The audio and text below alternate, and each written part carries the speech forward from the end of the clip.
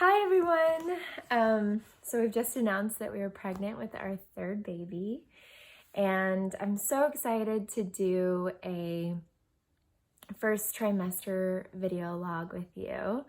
I'm just coming out of the first trimester, so I want to talk about what the first few months were like. I'm going to do a separate video log talking about pregnancy loss because part of the reason why we waited a little bit longer to talk about this baby is because I did have a pregnancy loss last year. And, that time was difficult. I leaned on my friends, on Teresa. In the separate video log, I'll talk about it. But we were actually writing the book when it happened, and we had finished the chapter on pregnancy loss. And we wrote it in Teresa's perspective because she had suffered pregnancy loss before and I had not. And so I sort of wrote a bit coming from, being a friend of someone who has gone through that.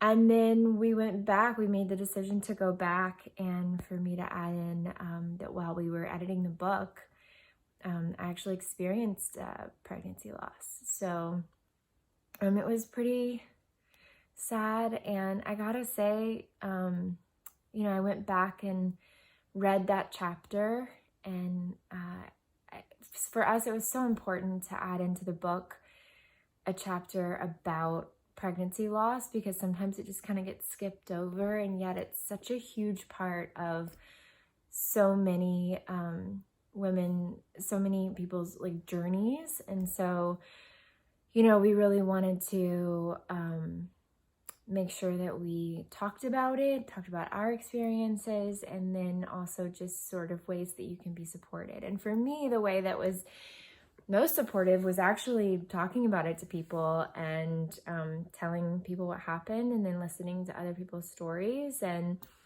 I just remember being so sad and calling Teresa and just telling her I just needed her to talk to me. And then she was like, it would be so helpful to go back and read those pages that we wrote in the book. And I did, and she was right. I just poured over them and over them and over them, and it really comforted me. So hopefully that is a comfort to any of you that have gone through this or are going through this. But now I'm going to talk about the first trimester. So the first trimester, my third pregnancy, whoa, it's been a journey, I gotta say. It's been pretty intense. I would say the first 8 weeks, obviously you find out when you're around 4 weeks, right? So if you take the test around the time that you think you might be pregnant, and I had just had a pregnancy loss, so I was pretty shocked when I found out that I was pregnant again. And, I was nervous, and I think that's probably pretty common. I've heard that from a lot of people. So I just felt unsettled, and, every little thing was coming up for me. So when I would feel nauseous, I would be like, oh, okay, that's a good sign, right? And then I would not be nauseous, and I'd be like, oh, does that mean my symptoms went away? And then I was just overthinking it all. And I talked to my friend, Sonia, who's doula, and she's also our nanny, and she's amazing. And she said, I feel like you're really overthinking all of this, and you need to just trust the process. Just try to trust the process and what's happening. She's like, you're going to go in for your appointment, and, you're gonna, if your body's ready, if this is supposed to happen and everything's okay, then everything will be okay. And if it's not, then, you can try again. But, she's right. I can't control what's happening inside of me, right? So the best thing that I can do is, support myself by taking my prenatal vitamins, resting when I need to, eating when I need to, reaching out to people to talk about how I'm feeling and writing things down, writing my story. I spent a lot of that time working on music, and I have a friend, Gene, and we're working on some music together, and he didn't know that this had happened, but during that time, it was very healing for me to go in and work on music with him. I would sing songs, and we would work on a song that I wrote about my dad, and some of his music that, he had written. I would sing his songs, and just felt such a good release. It was, I did it like 2 days a week, and it was something other than work and other than, my family, and it was just something that was my own, that I was feeling creative, and it felt very healing for me. So I started working on that, focusing on that, and then just trying to let every day be its own day and take it as it would come. And so, I got to my 8-week mark. I went into my doctor. I saw the heartbeat, and I was sobbing, totally crying. I'll put some pictures in in this first trimester video log. But it was really exciting and amazing, and so my doctor was like, you've had a loss, and you're over 35. Shh, don't tell anyone. So, let's just, we're gonna do another test in a couple of weeks, and we'll do, he was doing some blood work, and it was 8 weeks, right? So then 10 weeks, wow, it felt like forever, those 2 weeks between 8 weeks and 10 weeks. But so then 10 weeks is when you do, here in America at least, you do the NIPT test, especially if you're over 35. I know some people don't offer it unless you're 35 or over. But so I had to wait those 2 weeks before going back. And so during that time, I was insanely nauseous. So I'm going to talk a little bit about that, because it's been different with every kid. For me, with both my kids. But this time around, I would I'd be nauseous when I would wake up in the morning, but not as bad. So I'd get up and eat, and I did drink, and I have been drinking 1 cup of coffee a day, and that's just normal for me. So it actually made me feel better to have it. It made me feel so good.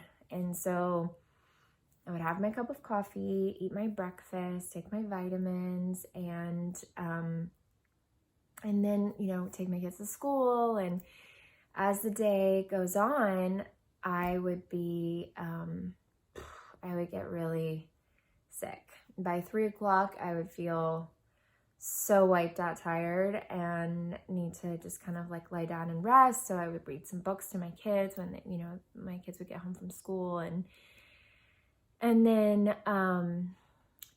I would just start getting really nauseous. And I'm a person who loves to eat. I love food. So by dinner time, around 5-ish, I would eat, but I would be not enjoying it at all.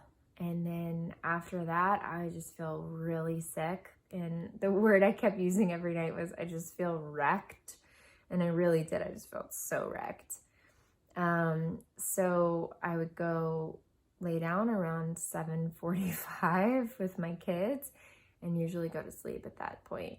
I would wake up quite a few times during the night, and then feel sick. I never threw up or anything, but then I get up the next day and it would kind of be the same. And so, that went on for quite a few weeks. The nausea for me started around week 5.5, 6, and it went through all the way until I got to 13 weeks. Yeah, because I just hit 15 weeks now as I'm telling you the story. So 13.5 to 14 weeks is when that stopped. And that's the same as it was for me with my other 2 kids. I came out of the nausea around the same time. With Wyatt, I would just have nausea in the evenings. With Esme, it was like on and off all day. With this baby, it was like super intense from midday on, but it would be there pretty much all the time. And so it was interesting. There was one day where I felt like my symptoms went away. It was a Friday, and I just felt really uneasy. And I was like, that's weird. I don't have any symptoms today. And then the next day rolls around and I didn't have symptoms. And I was like, that's strange. And my doctor had asked me when I had the loss, he was like, did you lose your symptoms? And I was like, I don't know, is that something that happens? No, I don't think I did. And so I was concerned. I was like overthinking it. And so I wrote my doctor and I was like, my symptoms are gone. I don't feel nauseous anymore. And so he was like, well, come in if you're worried. And so I went straight over there. Obviously my heart beating through my chest. And this is like right before my 10-week appointment. And so I went in, I got an ultrasound, everything was fine. And weirdly that night, the symptoms came back and stayed until 14 weeks. So I really don't know what that was. I don't know if it was just some fluke thing or hormones going up and down. I don't know, but it definitely got into my head and it made me feel nervous. And I don't remember feeling that way with the first babies. So I'm sure that was because of that question my doctor had asked me and then just having a loss. So I'm going to stop